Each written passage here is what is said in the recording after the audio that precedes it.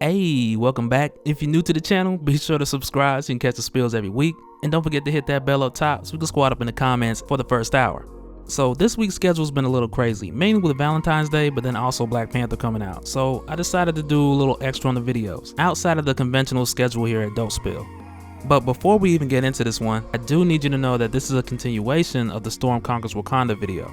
And so a lot of the issues I pulled from and the different things I talked about from X-Men Forever, they tie right into this. So be sure to hit that link and watch that first before you see this one. Because if you don't, a lot of this ain't gonna make any sense. And I'll be sure to go back and put a link on that one so it'll send you back here and make life a little easier. And with that disclaimer out the way, let's hop into it. Alright, so the first thing we gotta cover is what Wolverine saw in that closet, because that's the reason that this storm killed him and she had to end up running as a result of that. And I know a lot of you are wondering, was it Rufus? Was it Chuck? Like, what was Storm hiding in that closet that was so important that she had to end Wolverine in order to keep that secret? Well, as it turns out, she was actually hiding the original Storm, who's still 11 years old at this point. And it's funny because I remember a few of you guys in the comments on the last video saying, well, if this one's still 11 years old, why T'Challa trying to marry her? And it wasn't nothing like that. Because in Extinction Agenda, which took place in your early 90s run of X-Men, which once again is where a lot of this pulls from, your original Storm was de-aged back to around the age of 11 in Genosha. And when this clone of her was made, originally it was intended for her to be around the same age as well. And that was the intention, but as it turned out in this case, when the cloning process was complete, the new version of Storm turned out to be a full-grown version of Subject 20, which is the original Storm. And even though this original Storm was de-aged initially by a villain called the Nanny, who pretty much wanted to make orphans out of all the mutants as a way to liberate them, yeah, it was real weird. But that's the reason why Storm was at a younger age just to begin with. And so when she was captured and taken to Genosha, when they tried to clone her, the clone just came out as an adult. And this is really where your 161 stops with your original canon and starts to take its own twist. Because in your 616 universe, when this same event took place and Storm was de-aged, the memories of her adult life more so were a blur or faded away. But your 161 universe takes the twist to where her memories were taken and stored away. And if she were to reunite with these memories, then she can potentially be restored. And that's really where this 161 universe plays with the idea if Storm is united with her adult memories, then she could be restored and she poses a threat to the new Queen of Wakanda. And so when this younger Storm was captured and taken to Genosha under the plans of Cameron Hodge, Hodge's original intention was to depower her, wipe her memory, and make her, and really any other mutant, pretty much mindless servants. And there were a few rare occasions where he wanted some of their powers to work towards his benefit, but for the most part, he wanted to take out all the mutants in Genosha and then move that to a global scale. But during the time that Storm's process was underway, much like the original version back in the 90s, the X-Men came to save her. And while this happened, this gave Dr. Moreau, who's the lead scientist in Genosha, the opportunity to help Storm and the rest of the X-Men from the inside. And the way he did this was by copying a portion of her memory because time was limited, and he would put that copy into her clone so she could free the others and restore their power. And he originally wanted to use Wipeout to do this and restore their powers because he was the one that they used to take the mutants' powers away in the first place. But Wipeout wouldn't participate because he was too afraid to go against Hodge, and that's why making this copy of Storm was more like your plan B. But also to help out the original Storm, Dr. Moreau had modified the machine so that it wouldn't wipe her memory and also allow her to keep her free will.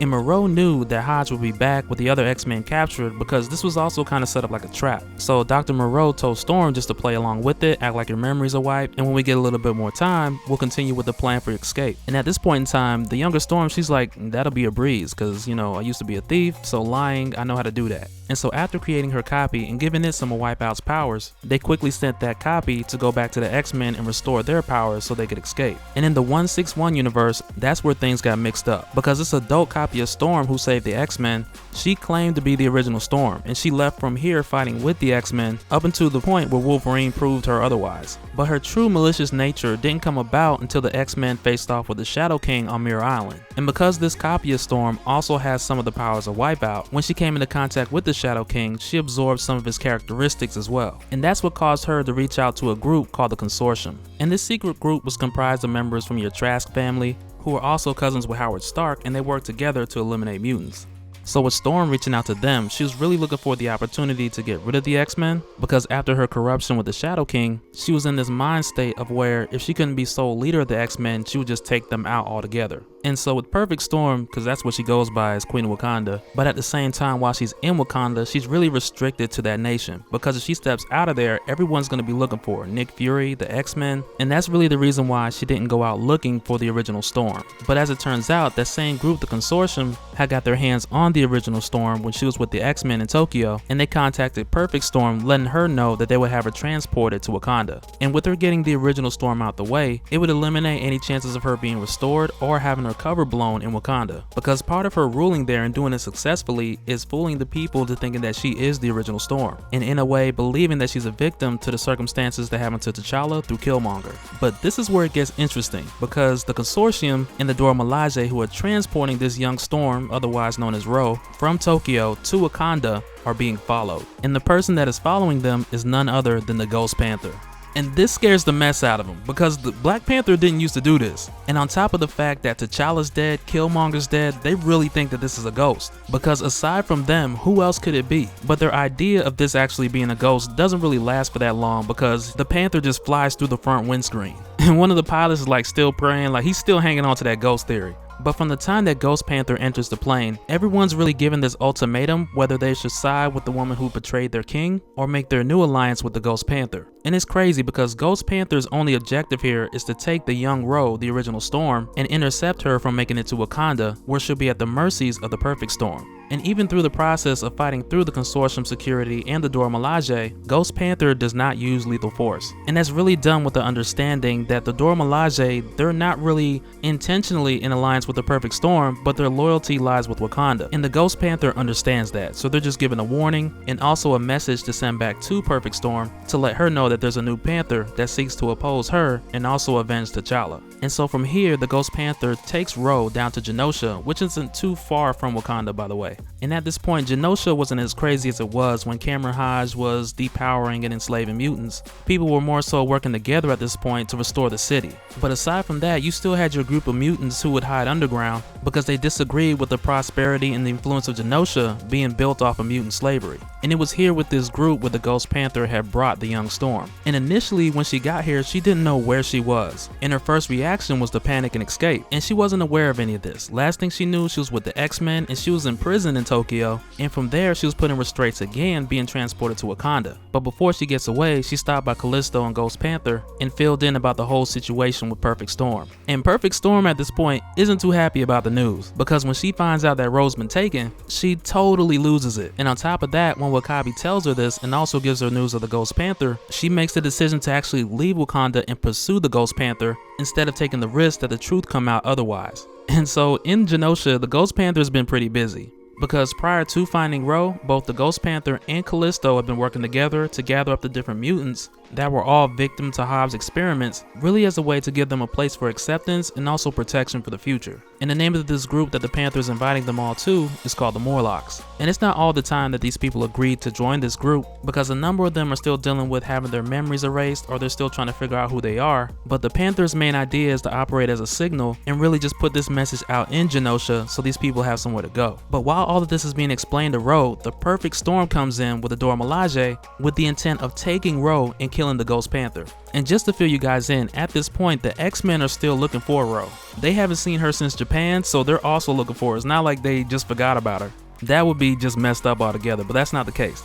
But when Perfect Storm attacks the Black Panther, the Dora Milaje and the Wakandan security, they hesitate to fight back because the Panther refuses to fight them, and they believe that this is T'Challa reborn. But that's the thing about this Storm, she's quick to attack and kill this Panther because she doesn't want the truth to get out. And she was very much the same way with Sabretooth, because when she burned out his eyes, she also wanted to kill him before Scott could get any answers out of him. But at this point, since the Dora Milaje is not helping her to kill the Panther, she takes matters into her own hands, and that's when the X-Men show up. And like we talked about in the previous video, they already know the truth. And as you can see, a lot has gone on with the X-Men since we talked about them last. Rogue has taken Nightcrawler's powers and vice versa. Kitty Pryde has one of Wolverine's claws, and that I did explain in the last video. But between then and now, she's also been transforming, taking on other attributes of Wolverine, and some that are a little bit like Wolverine's father, Sabretooth, in this universe. But another thing to notice here is this young Rogue, she's very excited to see Gambit.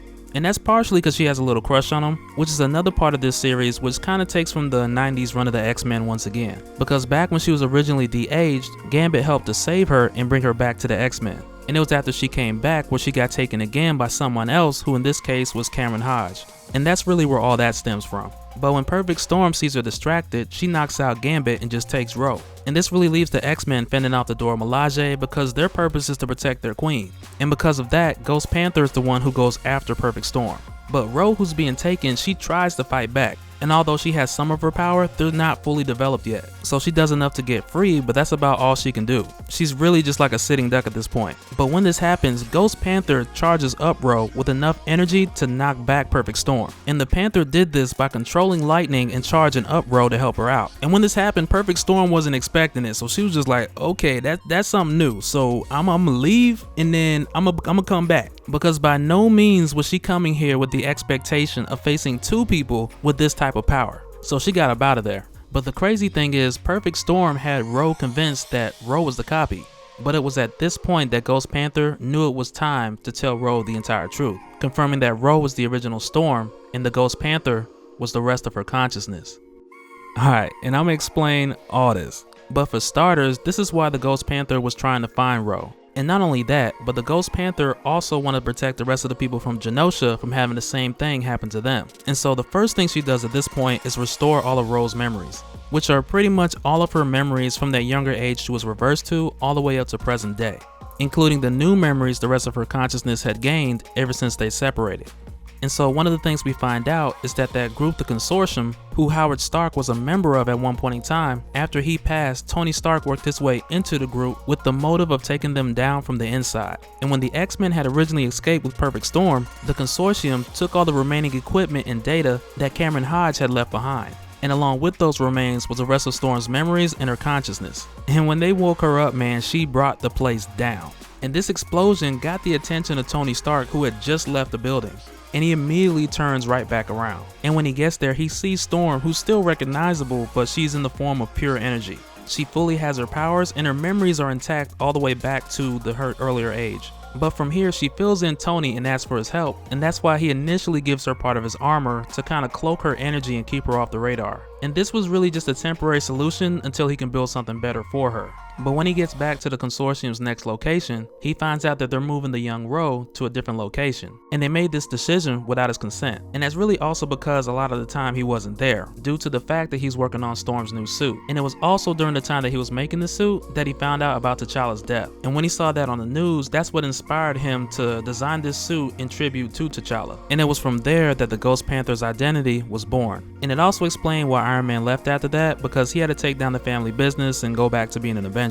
And so after the younger Ro was filled in about all this information, the Ghost Panther still had to take her to Doctor Strange in order to merge the two back together. And they needed Doctor Strange to do this because all the Panther could really do is fill in Ro on the information that happened in between. But after this, Storm would be complete and she can go after Perfect Storm. And the battle between these two took place in Wakanda. And Perfect Storm reached out and got the help of the Avengers by lying to them and telling them she was anticipating a terrorist attack. And Ghost Panther had the help of the X-Men, which really gave you your Avengers vs. X-Men before the Avengers vs. X-Men event. But in the 161 universe, Perfect Storm also killed Havoc. And that really set off Ghost Panther because you killed Wolverine, you killed T'Challa, and then you turn around and kill Havoc. And after that, she was kind of on her own because she was being reckless. And also on top of that, at this point, she still didn't know the identity of Ghost Panther. And because of that, and also with Ghost Panther being Storm actually restored, Perfect Storm never realized that this is the reason why all her lightning attacks were ineffective. But Polaris, at this point, she's like, forget all this, I'm just gonna kill her. Because she's seen Perfect Storm kill Havoc, and at this point, she looks at it like an eye for an eye. And she uses that huge statue of Perfect Storm, which stands in Wakanda, and uses it to grab Perfect Storm with the intent to kill her. But Ghost Panther stops her and convinces her to let Perfect Storm be taken in as a prisoner in Genosha. But after that, Ghost Panther goes back to the Avengers and the X-Men, and she fills in the Avengers on her identity, and she lets everybody know that she's been fully restored with the help of Doctor Strange. And that's how it went down. That's the origin and the story of Ghost Panther. But let me know you guys' thoughts down in the comments. I'm curious to know what you think. Personally, I like when these stories go back and do like a reimagining of certain things without changing the main continuity, but also saying, you know, how it could have went otherwise. But that's it for this one, guys. If you enjoyed the video or learned something new, smash that like button. I got links to new videos up here and also down in the description. Be sure to check those out, and we'll do it again next time. All right, later.